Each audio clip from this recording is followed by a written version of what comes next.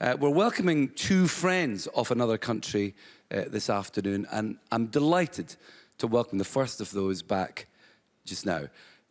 Warm Scottish welcome for Mr. Drake White.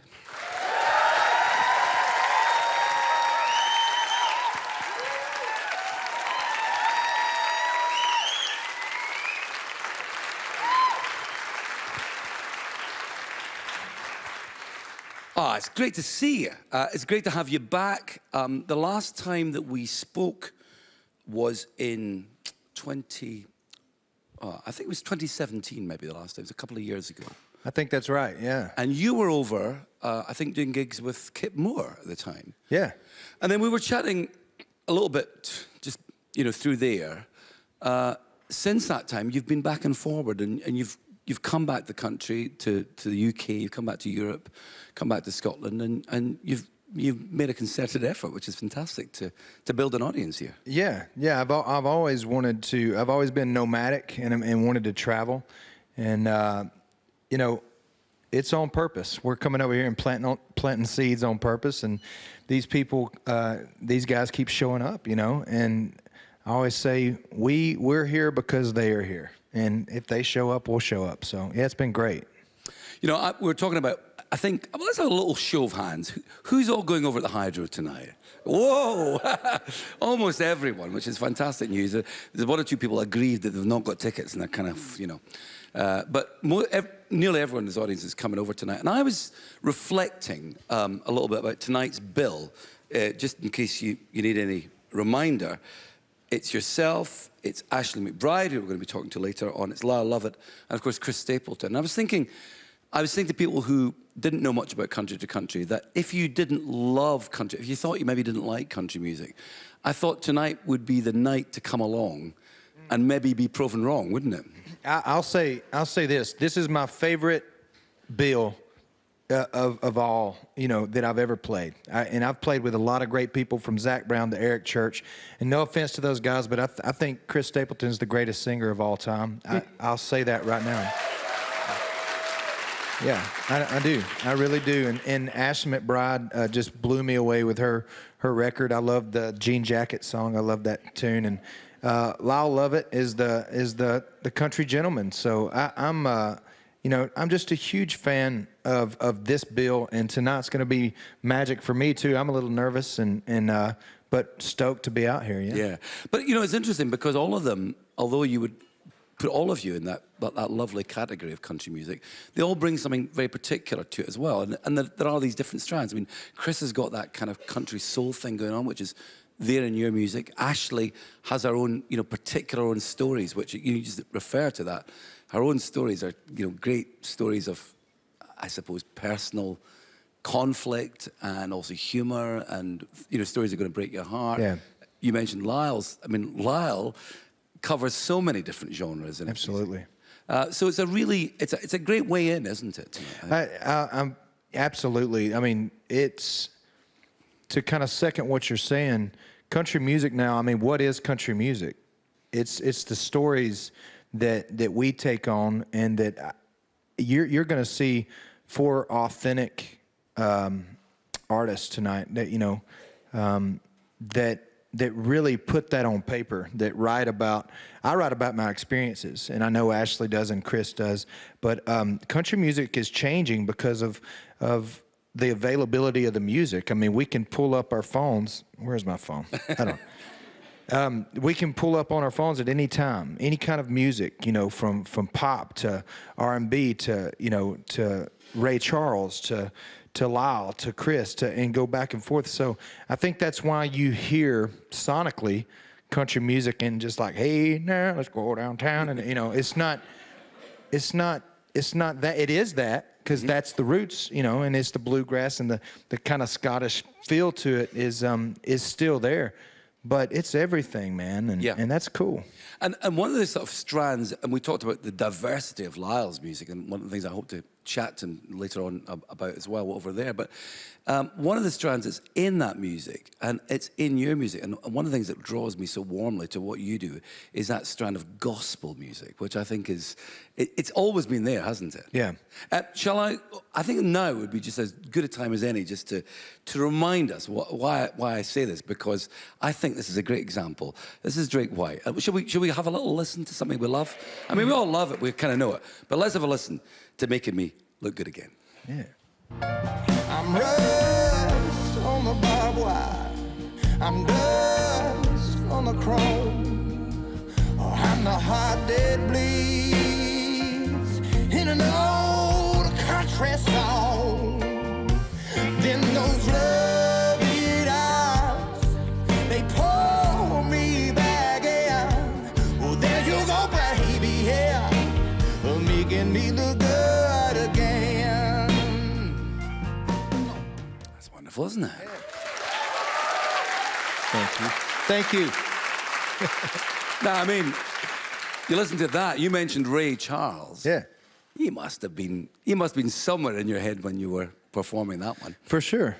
Yeah. I mean, you mentioned gospel. I think we've talked about it a lot. Out of pain and sorrow comes great music. Out of happiness comes great music too. But let me explain what I'm saying. You know, the Aretha Franklin is Aretha Franklin because she has been drugged through ditches and slapped in the face and beaten and grinded. And you can hear that pain. And through struggle and oppression, you can hear that bluesy feel. And Ray Charles, like, I remember the first time I heard Ray Charles, I was like, what is that? And I was like 8 years old. Yeah. But conviction is what brings that. The true conviction of, if you're convicted of something and you're kind of bringing it out on stage, that is the true essence of how I grew up. My grandfather was a preacher, so he was trying to sell something. Come down, get the Lord in you, let's go, we're going to heaven, everybody, let's go to heaven.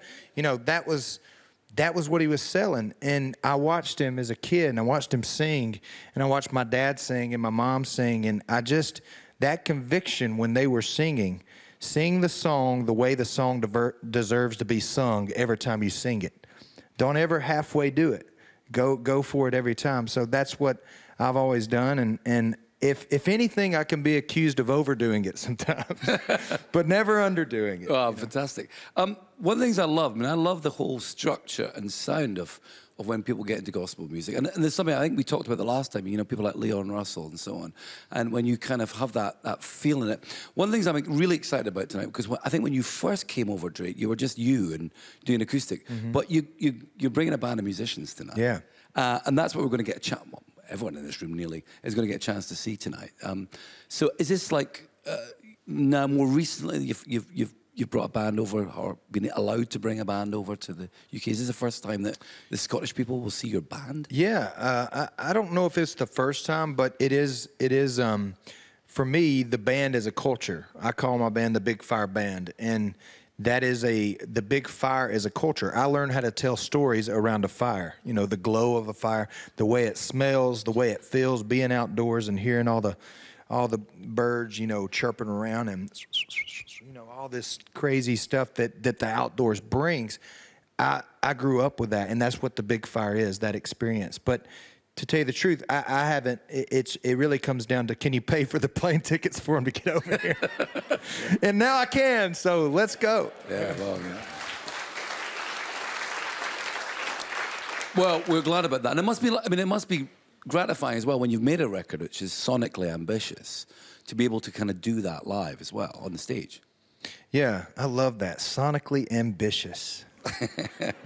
Can we all say that together?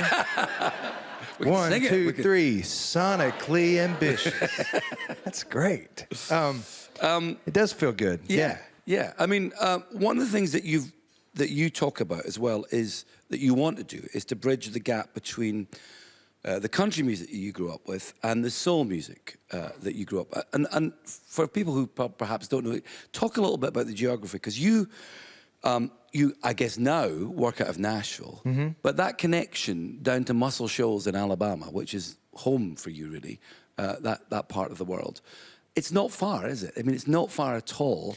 And it's interesting that the two music traditions are slightly different, but you're kind of crossing over. Oh, that's the way a crow flies. It's about 150 miles south of Nashville, but in Alabama, if the Appalachian Mountains come down in the top half of the state, and a lot of the geography looks like this around here, and I believe the geography comes out in the music. That Tennessee River that flows right through Muscle Shoals. How many of y'all know about Muscle Shoals? And Muscle Shoals is this place in Alabama where, you know, the Rolling Stones came and recorded in the 70s. Aretha Franklin, Percy Sledge, all these greats came, and there's just this spirit there. I mean, you can feel it when you cross into Muscle Shoals. And so I made that statement and have made that statement that I wanted to bridge that gap between the polished sound of Nashville, which is great in its own right, and that, you know, that muddy water kind of greasy sound of Muscle Shoals. Just the funky chicken's what I call it, you know, just getting down to the roots of it. And yeah, so that's what I feel. That's what I'm trying to do. And it's done hugely successful as well. Tell me a little bit, we talked about this the last time, tell me about the music that you listen to, that you experience. I mean, we've talked about the church, and that's obviously a big part of, you can hear that coming into your music, and you must have heard that in the churches that you went to. But what were you listening to on the radio? What were the other things that you were hearing, particularly in the, you know, from the place that you were from, that now you think, yeah, that's been a building block of my music? Great question. Bluegrass was a big thing. There was a biannual bluegrass festival called Foggy Hollow, where we'd go out and camp out, and we'd sit around and pick and play guitars, and so that bluegrass sound would come through. And then my sister I have an older sister who is 2.5 years older than me, that was listening to everything from, you know, from Sublime to hip hop to Tupac to all these different hip hop records, and my dad's record collection was the Allman Brothers, ZZ Top, Leonard Skinner, all these different kind of Southern rock Charlie Daniels records. as well? Yeah, Charlie Daniels was definitely one, and that's where I really got introduced to Daryl Scott, who we talked about earlier. We were talking about Daryl Scott backstage. Yeah, lovely man. Just very talented man. Yeah, amazingly talented. But I've always enjoyed the Southernisms, like the talk of like a William Faulkner-esque, you know, banter to it. So there's almost a poetry to it, a poet, a Southern poet, a guy that notices the way the birds are flying and the way the wind's blowing through the trees, and music that sounds like that and that feels like that. So to answer your question, it was the Allman Brothers mixed with a little Aretha Franklin and Ray Charles. You know, those sounds of local bluegrass and local soul musicians coming up from New Orleans to Muscle Shoals, you know, and mix all that together, and it's kind of a gumbo pot of my music. And did you have that idea in your head? Did you think to yourself, you know, I want to be an artist, and clearly, you know, you're on a country bill tonight, but you clearly bring all these things. Did you have that idea that you would kind of, as it were, widen it out a little bit? I don't think I did. I mean, I don't try to do any of this. It just comes out. I knew that country, you can hear by my accent that I grew up in the country. I grew up in a very rural part of the world. And I write country, you know, lyrics, but there's a lot of influence in there that the soul and the kind of, I like to dance too. I like the way it makes you move, and not that country can't make you do that, yeah. But I love a good backbeat and soul music. So I didn't really try to do that. No, I just kind of, I let that. I don't really try to overthink that. You know what I mean? But the nice thing is, you were talking about the culture of this band, this new band, which you're calling the Big Fire, and you've recently gone into the studio with them as well. So are they kind of? Is that opening things up? I mean, are you one of these people that wants to listen to ideas from other musicians? And was it good to have a little bit of back and forward with them? I'll give you a little. So Not everything you said was exactly right.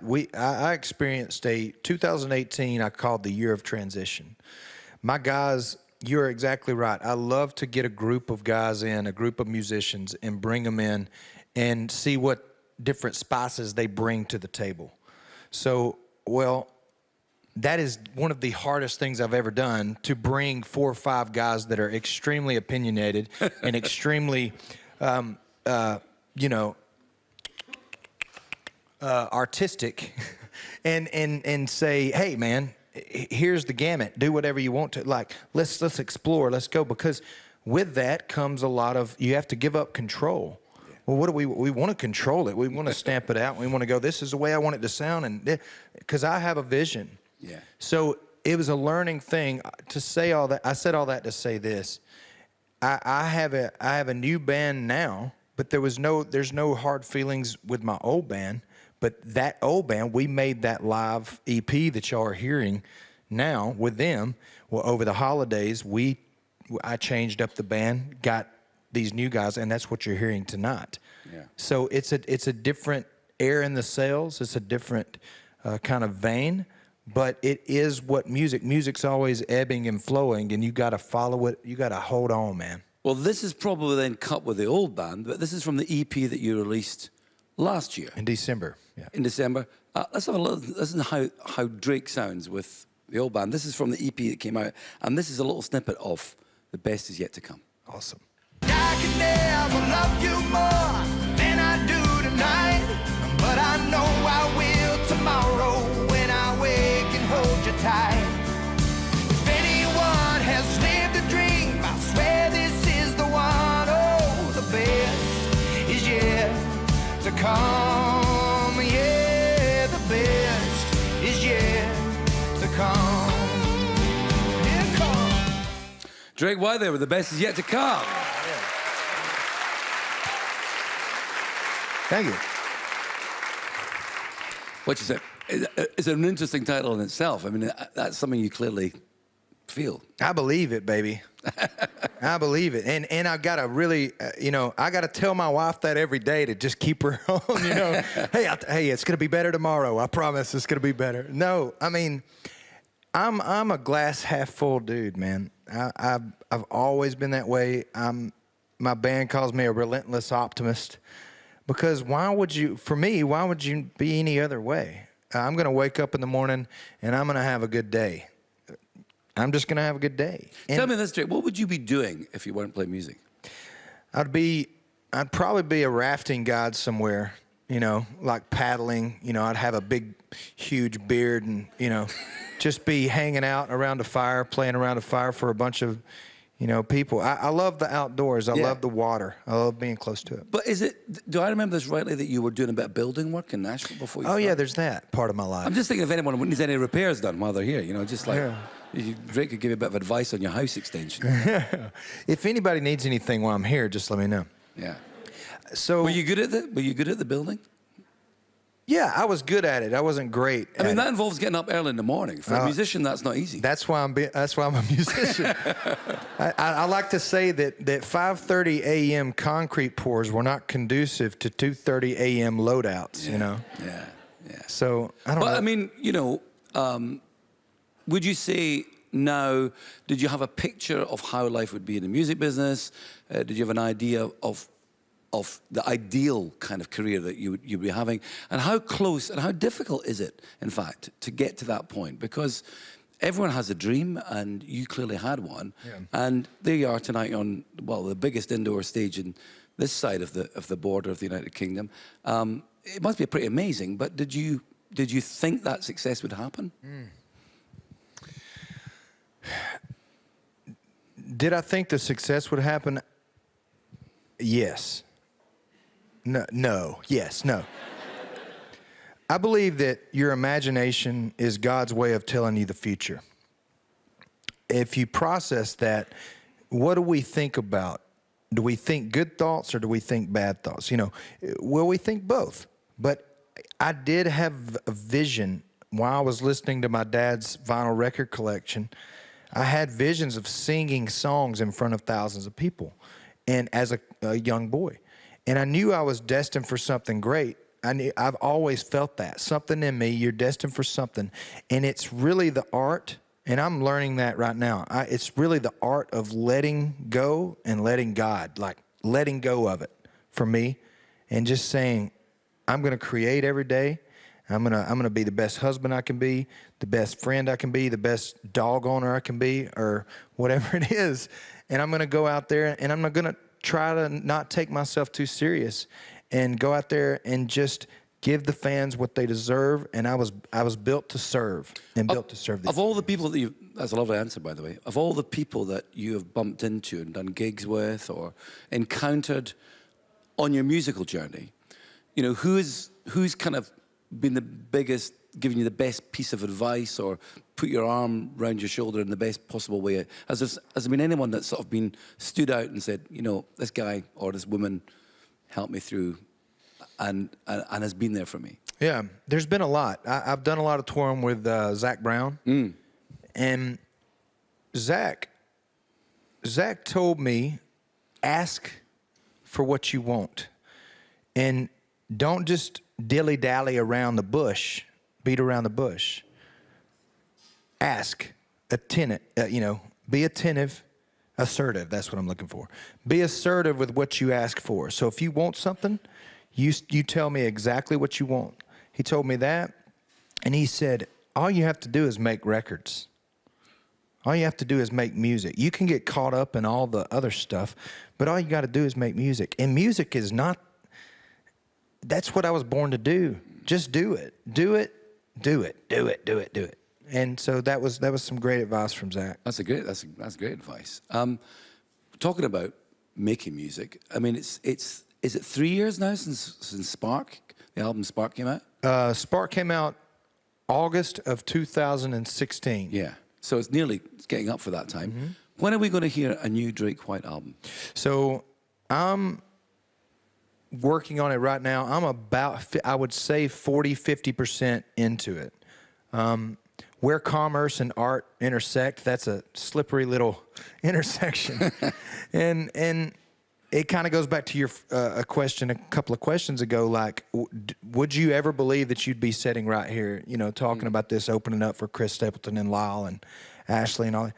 No, yeah, I had those expectations, but the business, I can't control everything that happens in the business. So that's really, I believe that great music, the best is yet to come. That was cheesy, I know. I just quoted one of my songs, but I really believe that every day. And I'm working on music. I write songs, you know, just like I breathe. I write songs. And so we're 40-50% into a new album, and I cannot wait for people to hear it. I would release it tomorrow if somebody gave me that, gave me that option. And I think we're coming. That's the beauty about, music right now. It's getting to the point where just give the people, serve your fans, super serve them. Super serve your fans and give them what they want. And that's what I aim to do for the rest of my career. We look forward to hearing that. I'm going to just, last 5 minutes, people have been kind enough to write questions, and they're looking at me as if to say,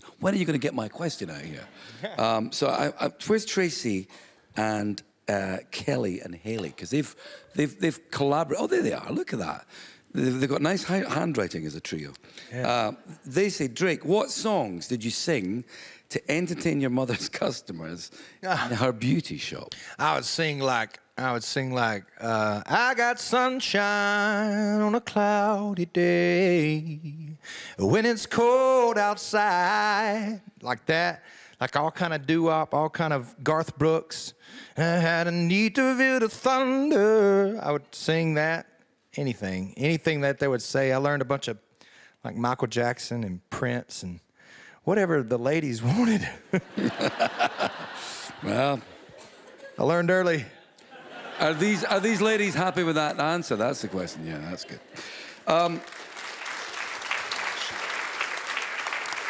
Lisa has come from Cumbria, which is just over the border. Lovely part of the world. I knew you had a question the minute I saw you. Lisa's got a fantastic hat on. She says, Ashley, in fact, yeah, the question is for Ashley or Drake. That's good.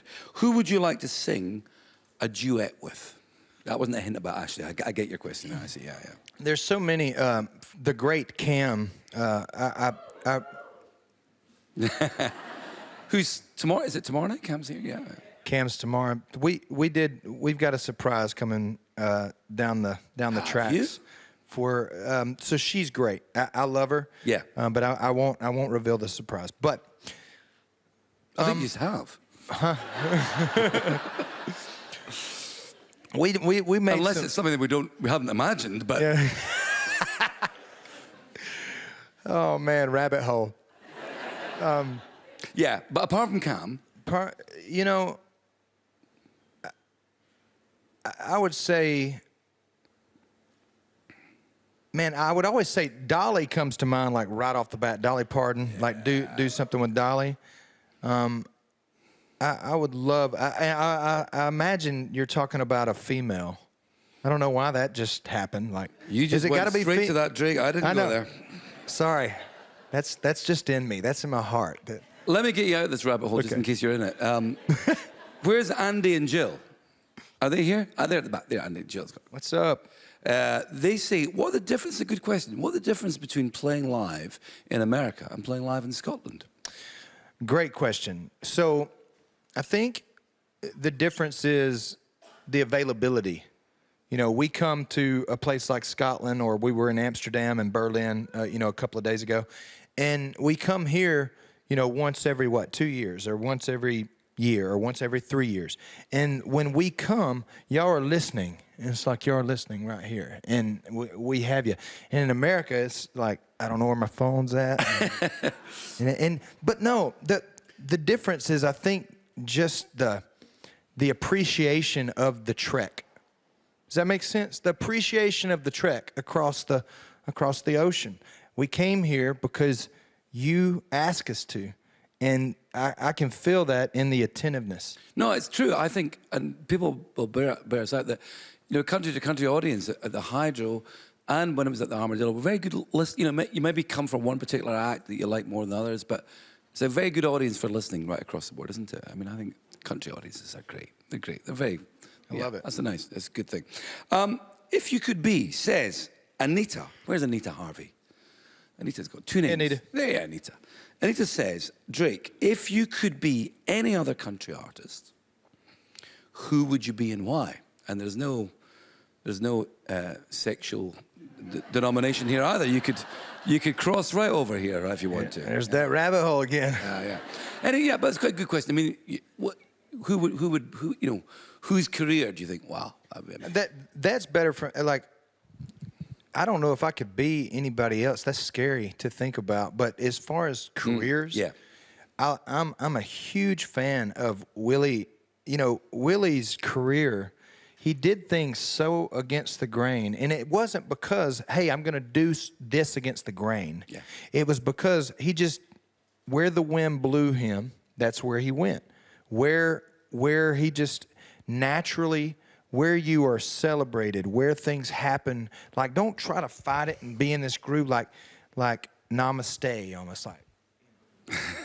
and I love the way Willie just kind of let his career, it meandered around. And this is a serious question about that. Willie Nelson's career always intrigues me because you think, is it a case of that he just loves it, doesn't know what else to do? I mean, he's still bringing out at least two albums a year at the moment. Could you imagine yourself doing that? Do you think you would get into such a place where you would just think, no, this is what I want to do, and I'm going to do it until I drop?